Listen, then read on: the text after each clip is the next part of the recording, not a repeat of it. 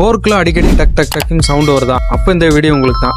ரீசெண்டாக பார்த்தீங்கன்னா நிறைய பேர் ஃபோர்க்கில் அடிக்கடி சவுண்டு வருது, சின்ன குழியில் விட்டாலும் சவுண்டு வருதுன்னு சொல்லி அதுக்கு வீடியோ எதாவது கேட்டிருந்தாங்க. இன்னைக்கு நம்ம வீடியோவில் அதை பற்றி தான் பார்க்கலான்னு இருக்கோம். Welcome to paper ID vlogs. மெயினாக ஃபோர்க்கில் எதனால சவுண்டு வருது அப்படின்னு பார்த்தீங்க அப்படின்னா, ஃபோர்க்கு ரேசர் கிட் போயிருந்தாலும் சவுண்டு வருங்க, ஃபோர்க்கு லூஸாக இருந்தாலும் சவுண்டு வரும். ரேசர் கிட் போயிருந்தது அப்படின்னா மாற்றி தான் ஆகணும். அதை மாற்றி அடிக்கடி சவுண்டு வரவங்களுக்கு தான் இந்த டிப்ஸ்.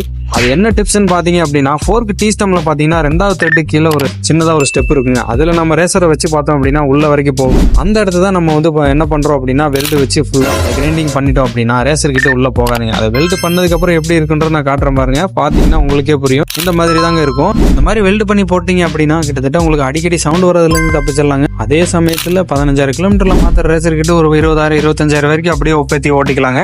ஏன்னு கேட்டீங்கன்னா நம்ம ஒரு ரோடு கண்டிஷனுக்கு அடிக்கடி சவுண்டு வரதாங்க செய்யும். இந்த வீடியோ பார்த்துட்டு இருக்கவங்கள யாருக்காவது இந்த மாதிரி ஃபோர்க்கில் அடிக்கடி சவுண்டு வந்திருந்தது அப்படின்னா கமெண்ட்ல ஒரு ஹார்ட்டை போட்டுட்டு போங்க. நான் தெரிஞ்சுக்கிறேன் எத்தனை பேருக்கு சவுண்டு வந்திருக்கு அப்படின்னு. இந்த மாதிரி பைக் ரிலேட்டடாக ஏதாவது டிப்ஸ் எது தேவைப்பட்டுச்சு அப்படின்னா நம்ம ஐடியா ஃபாலோ பண்ண மறந்துடாதீங்க. யூடியூப்ல பார்த்துட்டு இருந்தீங்க அப்படின்னா சப்ஸ்கிரைப் பண்ணிக்கோங்க.